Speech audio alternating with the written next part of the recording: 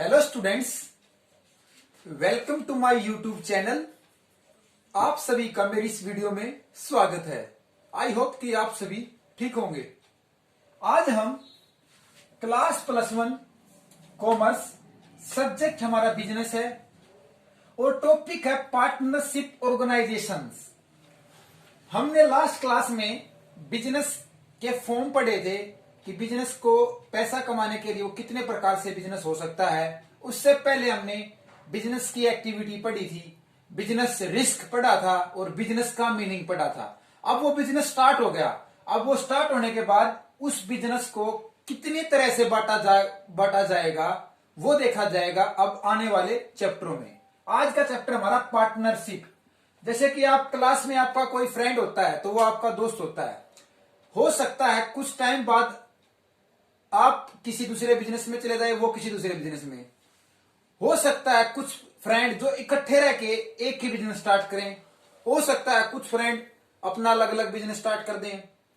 तो आज मैं एक बात तुम्हें पुरानी बात बताऊंगा जो आपके पापा और आप खुद करते आ रहे हो।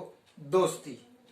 दोस्ती एक ऐसा वर्ड है जो हम सब करते हैं, चाहे वो पक्षी से करते हो, चाहे जानवर से करते हो, चाहे इंसान से दोस्ती करते हैं। लेकिन बिजनेस की फॉर्म में हम वो दोस्ती दो व्यक्तियों के बीच होनी जरूरी है। उसी को बोला जाएगा पार्टनरशिप ऑर्गेनाइजेशन। एक ऐसा ऑर्गेनाइजेशन जिसमें दो या दो से अधिक व्यक्ति मिलकर एक दूसरे का हाथ थाम कर बिजनेस को आगे बढ़ाएं। अगर एक दूसरे का हाथ हेलो करते हुए ठीक है, अगर छूट जाए तो वो पार्टनरशिप नहीं है। जैसे कि मैंने ये दीपक नाम का व्यक्ति और रोहित नाम का व्यक्ति लिया है। अगर इन दोनों की दोस्ती हो गई और दोस्ती होने के बाद इन्होंने कहा कि आगे हम अपने फ्यूचर में कोई भी काम करेंगे तो इकट्ठा मिलकर काम करेंगे, उसी को बोला जाता है पार्टनरशिप, साझेदारी। कहते हैं कि साझा, जब अगर आपके पास जमीन है तो जमीन में अगर आप किसी को एक्स्ट्रा किसी और वर्कर को रखते हो और कहते हो कि मैं आपकी इस जमीन में से कुछ हिस्सा आपको दूंगा, तो क्यों? क्योंकि उसने भी तो काम किया है, तो वो साझा दे दिया, आपने बांट दिया कुछ उसको। पार्टनरशिप का मतलब ये है कि जब कोई चीज स्टार्ट की जाएगी तो वो कुछ हिस्सों में बट जाएगी। दीपक और रोहित दो पार्टनर बन गए। कुछ टाइम बाद सोचा बिजनेस स्टार्ट कर लें, और बिजनेस ऑर्गेनाइजेशन का नाम था किस गुड्स का उसने बिजनेस किया? फोन का उन्होंने गुड्स उनकी क्या है? फोन। और ये दीपक है और ये रोहित है, इनका ये बिजनेस है और उनके पास ये पैसे आगे 500, 2000 और ये कुछ सोना। तो अब इनको क्या करेंगे? एक तिजोरी में रखा था, लेकिन कुछ टाइम बाद क्या करा, जब अगर बाय चांस बिजनेस की ज्यादा पैसे इनकम हो रही है तो इन्होंने कहा कुछ ना कुछ पैसा हम बांट लें। इसी तरह एक चीज और, ये तो एक फॉर्मल वे में हम बिजनेस स्टार्ट करते हैं, लेकिन सरकार तो हमसे दो चंदे आगे होती है, हमेशा 2 कदम हमेशा आगे होती है। क्यों? क्योंकि वो देखती है कि अगर जनता कुछ एक्स्ट्रा दिमाग चला रही है तो उस एक्स्ट्रा दिमाग का यूज हम कानून के द्वारा क्यों ना कर दें। तो उन्होंने कानून को अथॉरिटी दे दी कि पार्टनरशिप एक्ट 1932 बना दो, ताकि ये लीगल भी माना जाए, इलीगल ना हो।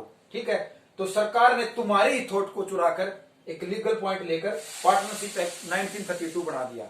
क्योंकि दोस्ती सभी करते थे और दोस्ती रिश्तेदारी में बदल जाती थी, लेकिन यह दोस्ती किस में बदल गई? पार्टनरशिप में। अब हम देखते हैं हमारी बुक्स में क्या मीनिंग दे रखा है। पार्टनरशिप यानी साझेदारी, यानी दोस्ती, यानी मित्रता, सगे संबंधी, कुछ भी हो सकता है पार्टनरशिप, लेकिन हमारी बुक्स में लिख रखा है साझेदार, क्योंकि ये वर्ड अच्छा लगता है। दोस्ती, मित्रता, ऐसे वर्ड बच्चे इंटरेस्ट तो ले लेंगे, लेकिन एक्चुअल में लिखा इस तरह साझेदारी जाएगा। अब देखते हैं लिख क्या रखा है।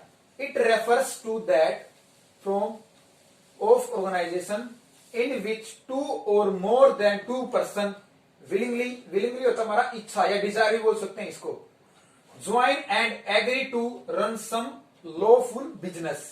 कि मतलब एक ऐसा बिजनेस जो हम स्टार्ट कर रहे हैं उसमें एक से ज्यादा व्यक्ति होने जरूरी हैं, और साथ के साथ जब वो एक दूसरे को ज्वाइन करते हैं उनके साथ एक एग्रीमेंट भी होता है, एक समझौता होता है कि मैं इतने साल तक तेरे साथ बिजनेस कर सकता हूं।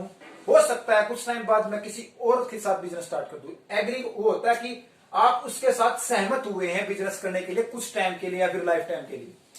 और होता है रन सम लॉफुल, जैसे कि मैंने बताया कि पार्टनरशिप एक्ट 1932 बना दिया। तो ये भी अब बिजनेस स्टार्ट करोगे तो आपको गवर्नमेंट ने अथॉरिटी और दे रखी है कि आप अपना बिजनेस स्टार्ट कर सकते हो लॉ के तहत।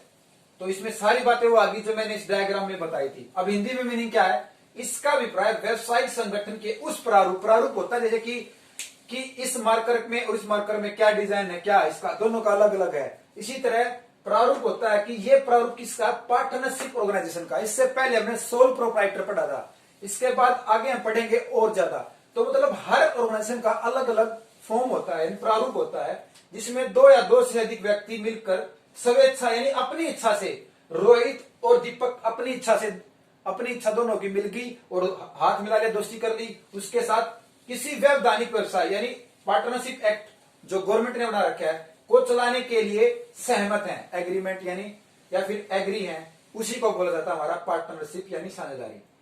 अगर आपको मीनिंग क्लियर है तो फीचर, एडवांटेजेस और लिमिटेशन अपने आप लिख सकते हो। देखो इसमें सबसे पहला फीचर क्या होगी, क्योंकि इसमें एक पर्सन तो होगा नहीं, तो मोर देन वन पर्सन, एक से ज्यादा, मोर देन वन पर्सन, एक से ज्यादा व्यक्ति का होना जरूरी है।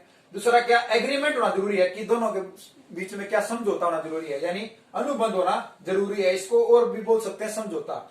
उसके बाद अगर ये दोनों ने हाथ मिलाया है तो क्या फिर गले मिलने के लिए मिलाया या फिर घूमने के लिए मिलाया है, कुछ ना कुछ पैसा कमाने के लिए मिलाया है, जो इनके पास 500, 2000 और गोल्ड आया था। अब इसके लिए इनका उद्देश्य था अगर हम फोन बेचेंगे तो हमसे हमें प्रॉफिट आएगा और हम दोनों बांट लेंगे, यानी profit motive and sharing of profit, यानी प्रॉफिट को इकट्ठा करना और दोनों में बांट देना। और लास्ट है, अब हो सकता है इसका एक और नाम हो सकता है प्रिंसिपल और एजेंट का, यानी अगर इसमें हो सकता था कि अगर दीपक प्रिंसिपल बन जाए और रोहित इसका एजेंट बन जाए, हो सकता है ये दोनों स्वामी हो किसी और को एजेंट बना ले, यानी किसी और पर्सन राहुल नाम के व्यक्ति को एजेंट बना ले, इसको बोला जाता है प्रिंसिपल एजेंट रिलेशनशिप। ये रिलेशनशिप ऐसा होता है जिसमें एक तो स्वामी होता है और एक एजेंट होता है। आई होप कि आपको पार्टनरशिप ऑर्गेनाइजेशन मीनिंग क्लियर हुआ है। धन्यवाद।